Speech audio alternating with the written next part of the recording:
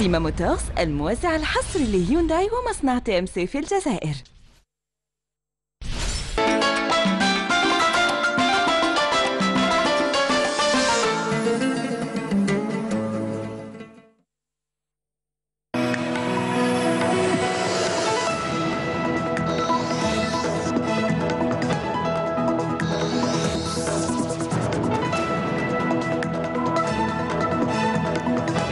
Bonjour à tous, merci de nous rejoindre dans l'actualité Journée internationale du vivre ensemble en paix. Célébrée aujourd'hui, le président de la République, Abdelaziz Bouteflika, a adressé un message à cette occasion. Le mois du Ramadan de l'année 1439 de l'Hégire débutera donc demain, jeudi. L'annonce a été faite hier soir par la Commission nationale d'observation du croissant lunaire. On prendra la direction de Sidi Belabès à la fin du journal à la rencontre d'un collectionneur de matériel agricole. Renem a comme ambition de créer un musée de l'agriculture. Bienvenue à tous. Le président de la République, Abdelaziz Bouteflika, a adressé un message à l'occasion de la Journée internationale du vivre ensemble en paix célébrée ce 16 mai. L'Algérie, écrit le chef de l'État à l'unisson avec le reste du monde, célèbre pour la première fois cette journée internationale du vivre ensemble en paix. Dans notre pays, cette célébration prend une dimension toute particulière pour plusieurs raisons. Tout d'abord, parce que l'Assemblée générale des Nations unies a proclamé le 8 décembre dernier cette journée du vivre ensemble en paix grâce à l'initiative de l'association internationale Soufi Al-Alawiya, l'ONG présidée par Cheikh Khaled Ben Tounes avec le soutien de son pays, l'Algérie. Cette proclamation traduit la reconnaissance par la communauté internationale des efforts consentis patiemment et avec succès par notre pays en faveur de la promotion de la culture de la paix, du dialogue, du respect mutuel et de la tolérance. En second lieu, cette initiative est portée par des valeurs morales, culturelles, sociales et humaines auxquelles notre peuple modéré est foncièrement attaché. En troisième lieu, cette proclamation représente un engagement de notre pays ainsi que la volonté de la communauté internationale à œuvrer davantage à la promotion de la culture de la paix et du dialogue tant au sein des sociétés qu'entre les nations, ceci à un moment où les lignes de rupture et les facteurs de division se multiplient. Face aux théoriciens de la confrontation civilisationnelle, face aux partisans des logiques de l'exclusion, face aux promoteurs de l'extrémisme et des violences multiformes qui en découlent dans le repli sur soi, le rejet et l'infériorisation de l'autre, la discrimination sous toutes ses formes et malheureusement la phobie du musulman en particulier, notre pays a constamment prôné la promotion du dialogue, de l'entente et de la coopération entre les religions et les cultures. C'est partant de ces nobles valeurs de l'islam, religion du peuple et de l'État en Algérie que notre peuple a su surmonter sa tragédie nationale marquée par un terrorisme barbare et abject que notre pays a affronté seul et isolé grâce à la détermination souveraine de son peuple à travers son choix de la paix et de la concorde civile. Au moment où le monde entier va célébrer ce 16 mai 2018 pour la première fois la journée internationale du vivre ensemble en paix, notre pays tire une légitime satisfaction d'avoir initié cette action qui s'inscrit dans la durée et vise à créer pour nos générations futures un monde meilleur fondé sur la tolérance, le respect mutuel dans la différence, la diversité et la solidarité. En conclusion de ce message, le président de la République s'adresse aux Algériens où qu'ils se trouvent en Algérie ou à l'étranger pour leur présenter les meilleurs vœux à l'occasion du mois sacré du Ramadan. Et puis la wilaya d'Alger proclamée ce 16 mai, capitale du vivre ensemble en paix dans le cadre de la célébration de la journée internationale du vivre ensemble en paix en consécration de la résolution onusienne du 8 décembre 2017 sur proposition de l'Algérie portant consécration de la culture, de la paix et de la coexistence en tant que solution pacifique au règlement des conflits. Cette journée est marquée à Alger mais aussi à travers plusieurs villes du pays par plusieurs activités comme est le cas à Oran, ou qui organise une marche pour la paix, un défilé de troupes folkloriques et des exhibitions sportives. Et toujours à propos et à l'occasion du 16 mai 2018, journée internationale du vivre ensemble en paix, la direction nationale de l'UGTA a adressé un message de solidarité à l'encontre de la ministre de l'Éducation nationale. À cette occasion, la direction de l'UGTA, préoccupée par les surenchères auxquelles se livrent régulièrement les adeptes de l'archaïsme et de la régression sociale, saisit cette occasion pour délivrer un message particulier à l'endroit de la ministre de l'Éducation. La direction nationale de l'UGTA saisit cette occasion pour saluer les louables efforts de la ministre de l'Éducation nationale et de ses collaborateurs pour asseoir un climat apaisé permettant le raffermissement d'une école citoyenne ancrée dans les valeurs qui fondent la société algérienne et tournée vers la modernité, la science, le progrès et l'universalité. Comme elle salue les efforts de tous les patriotes au sein de ce secteur stratégique qui œuvrent avec une grande abnégation pour l'édification de cette école du savoir à laquelle aspirent tous les Algériens et toutes les Algériennes. Le mois du Ramadan de l'année 1439 de l'Hégire débutera donc demain, jeudi 17 mai 2018. L'annonce a été faite hier soir par la Commission nationale d'observation du croissant lunaire, composée d'ulémas et d'experts en astronomie. Le jeûne du mois béni, l'un des 5 piliers de l'islam aux bienfaits spirituels et physiques qu'il procure. Les fidèles se réjouissent de son approche et en cette occasion, le ministre des Affaires religieuses et des Waqf, Mohamed Issa, félicite le peuple algérien et tous les musulmans à travers le monde. Je vous propose de l'écouter.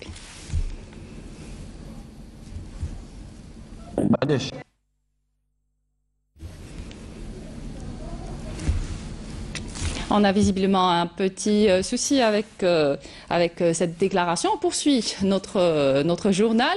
Mois exceptionnel, grille de programme exceptionnel pour la télévision algérienne qui n'a pas lésiné sur les moyens pour espérer attirer la plus grande partie d'audience. La production nationale est prioritaire dans les programmes consacrés à ce mois sacré.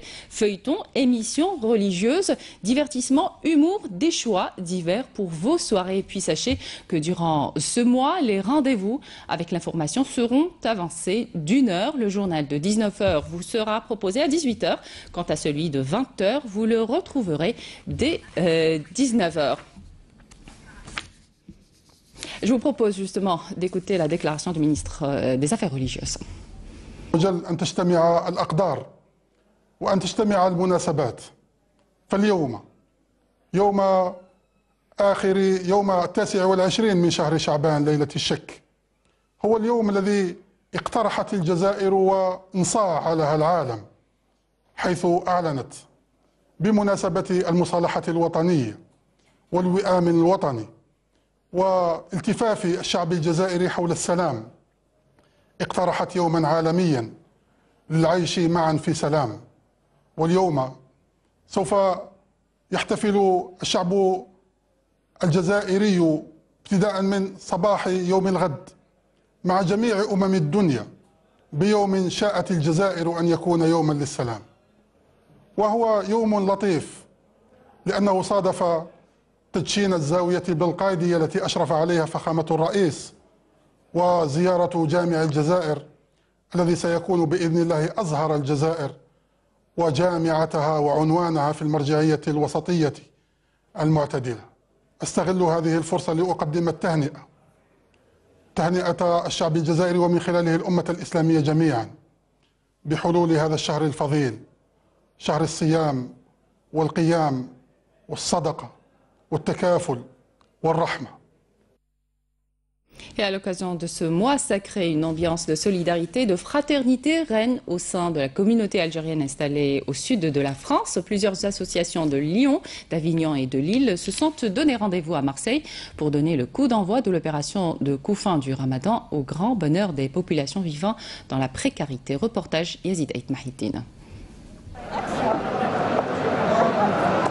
Et on s'embarque pour un mois de piété et de miséricorde. Des membres de l'association d'Avignon et d'autres régions du sud de la France se sont donné rendez-vous ici, au siège de l'établissement Dar Dzaïr. Objectif, récupérer et distribuer les couffins du Ramadan.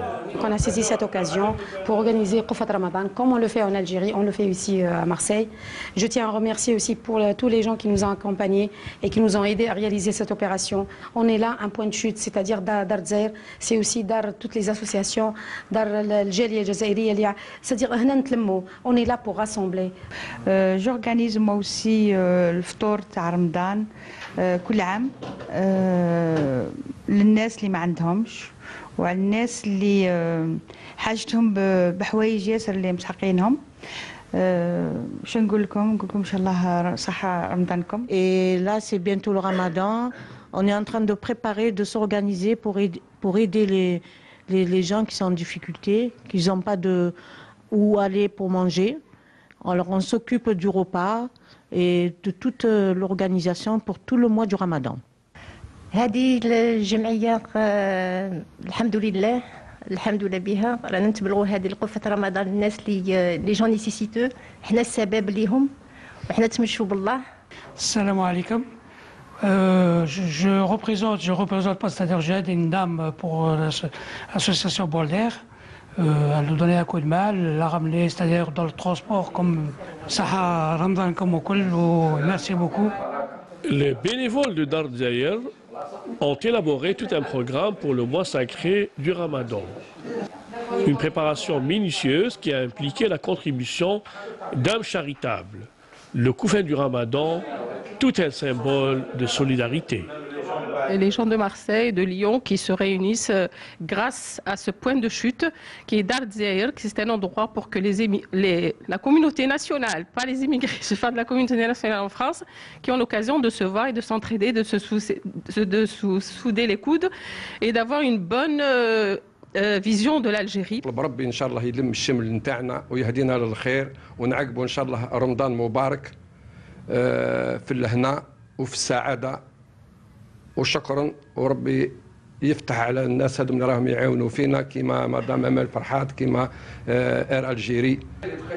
Un mois de fraternité et de communion, les bénévoles de Dar Dzaïr ont donné le la pour des jours pas comme les autres. Avec une production record de viande blanche en 2017, Médéa fait partie aujourd'hui des 5 wilayas leaders au niveau national dans la filière avicole, avec une production en nette augmentation de viande de poulet et de dinde, une wilaya qui s'est fixée un objectif, celui de maintenir ce rythme de croissance pour les prochaines années. Reportage Abdelaziz Alim, commentaire Karim Haïfa. La filière avicole a doublé sa production ces 6 dernières années dans la wilaya de Médéa, passant de 150 000 quintaux pour atteindre fin 2017 plus de 300 000 quintaux. Une performance obtenue grâce aux mesures de soutien et d'aide à la filière initiées par les pouvoirs publics et qui ont permis à la wilaya de se hisser à la 5e place dans le classement des régions productrices de viande blanche.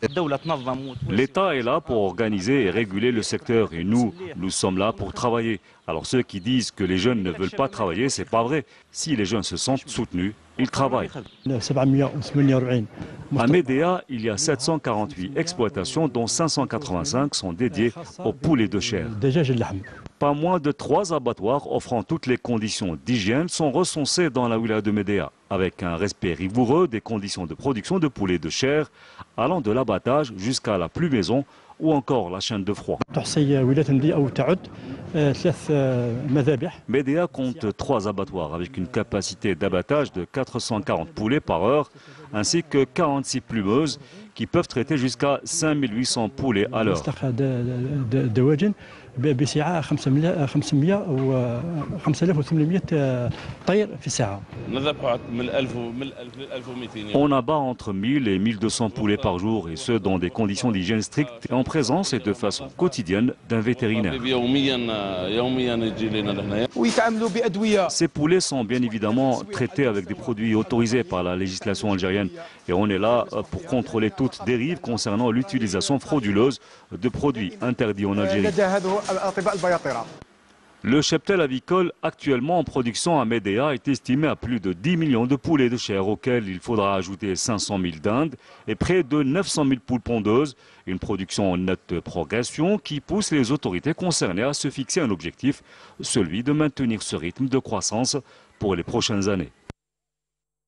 Au plan sécuritaire, 2 terroristes se sont rendus hier 15 mai aux autorités militaires à Tamanrasset. C'est ce que rapporte un communiqué du ministère de la Défense nationale. Il s'agit de CH Akli, dit Abou Saïd, qui avait rallié les groupes terroristes en 2009, et de F. Tahar, dit Abou Moussa, qui avait rallié les groupes terroristes en 2015. Les 2 terroristes étaient en possession de 2 pistolets mitrailleurs de type Kalachnikov et de 2 chargeurs de munitions garnis. Ces résultats de qualité réitèrent l'efficacité de la stratégie adoptée par l'armée nationale populaire pour venir à bout du fléau du terrorisme et faire régner la sécurité et la quiétude à travers tout le pays. Par ailleurs, un autre communiqué du ministère de la Défense nationale nous apprend que des détachements de l'armée nationale populaire ont découvert et détruit hier une casemate pour terroristes, 3 bombes de confection artisanale, une arme à feu, une quantité de munitions et divers objets, tandis qu'un pistolet mitrailleur de type Kalachnikov et un chargeur garni ont été saisis à Tamanrasset. À Borj Badi Mourtar, des détachements de l'ANP ont saisi 10 400 litres de carburant destinés à la contrebande, alors que des gardes-côtes ont déjoué des tentatives d'émigration clandestine de 21 personnes à bord d'embarcations de construction artisanale à Bnissaf et Oran. D'autre part, des gardes-frontières ont intercepté 22 immigrants clandestins de différentes nationalités à Tlemcen. À l'étranger, la situation en Palestine qui n'est pas prête à s'estomper. 63 Palestiniens tués alors qu'ils manifestaient pacifiquement à l'occasion de la 70e commémoration de la Nekba contre le transfert de l'ambassade américaine à Al-Quds occupée. Une réunion d'urgence devrait être tenue aujourd'hui par la Ligue arabe pour discuter de cette initiative américaine qualifiée de violation claire du droit international par le secrétaire général de la Ligue arabe, Ahmed Aboulghait. Le point de la situation avec Bouchra Bouali.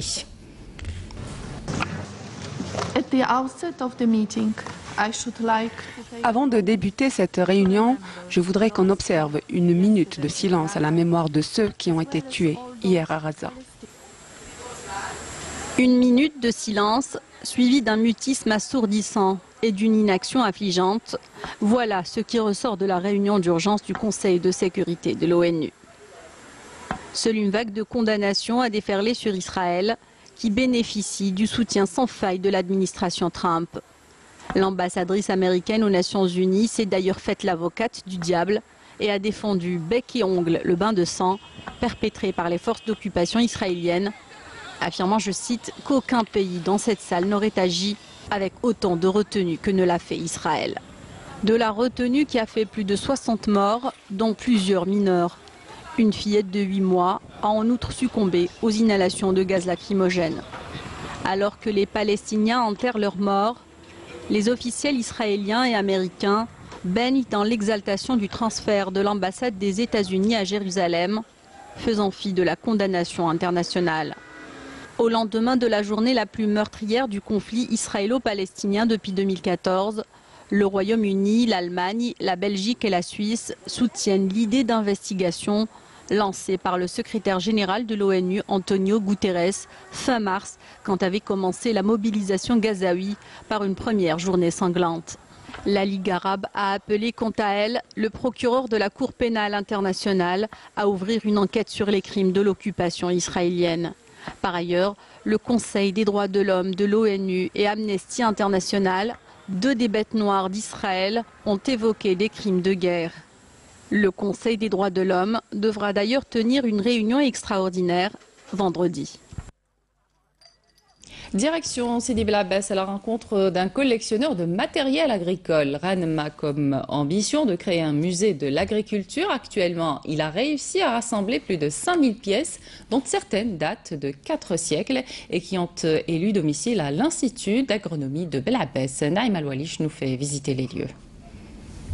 Véritable caverne d'Ali Baba, ce que vous voyez là est ce qu'on peut appeler musée de l'agriculture.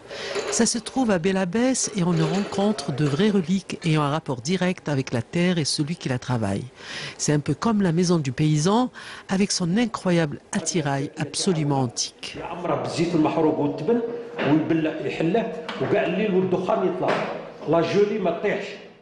Très jeune, j'ai commencé les collections, j'étais collectionneur de cartes postales et de timbres et de tout matériel. J'ai commencé un petit peu à collectionner le matériel agricole. Et c'est à partir de là, à peu près en 2008, que ça a commencé, le musée commençait à fonctionner. Mais le problème qui se pose actuellement, les gens ne sont pas sensibilisés pour faire des donations au musée. Donc il a fallu que j'achète du matériel et j'ai commencé à faire les brocantes. On ne peut pas parler de musée, sérieusement on ne peut pas parler de musée. On parle de ramassage actuellement, on ramasse le matériel pour les stocker en vue de la création d'un endroit idéal pour les visites. Situé à l'intérieur d'un ancien labo vétérinaire à l'Institut d'agronomie de Bel Abbès, ce musée englobe plus de 5000 pièces dont certaines comptent plus de 4 siècles. Particulièrement curieux, ces objets racontent un passé lointain où l'homme puiser tout dans la nature pour vivre et faire vivre cette même nature. Ça, c'est un four traditionnel, koucha, où nos grands-mères et nos mères préparaient le pain. Elle est faite à base d'argile et de paille. On peut la former. On utilise 3 choses. On utilise soit le bois, soit les fientes d'animaux ou des chevaux. On les utilisait et ce qu'on appelle le louguid, le louqoud, c'est ça qu'on utilisait pour préparer le pain. Là, on est devant un échantillon de sapindus. Le sapindus est un arbre, ce qu'on appelle le savonnier. Le savon bio, le sapindus, est apparu à peu près vers la Deuxième Guerre mondiale, où il n'y a pas eu de savon. Bon, comment la préparation, comment elle se fait? On le plonge à peu près 12 à 14 heures dans de l'eau, et le lendemain, on se lave. L'avantage qu'il a, il est tiré par un âne ou la bnadem الجبده. Et l'avantage qu'il a, حاجه سهله وتخدم 3 travaux. تحل الخط. هنا on peut régler les semences تاع السلاطه ولا رادي ولا نافي ولا اللي بغيتيها ومن بعد يردبها. Il fait 3 travaux, حاجه سهله et qu'on peut pas trouver un petit peu.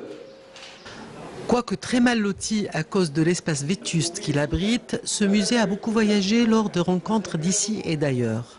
Ces objets qui appartiennent au patrimoine de l'humanité n'ont pas de valeur comptable. Il serait donc temps de les mettre en valeur, n'était-ce pour une approche historique et didactique. Du foot pour terminer, l'équipe du Mouloudia Club d'Alger a battu hier soir le club de l'Entente sportive de Sétif par 1-0 au stade du 8 mai 1945 de Sétif, au match comptant pour la 2e journée de la phase de poule de la Ligue des champions d'Afrique grâce à un but d'Amir Qaraoui intervenu à la 88e minute de jeu.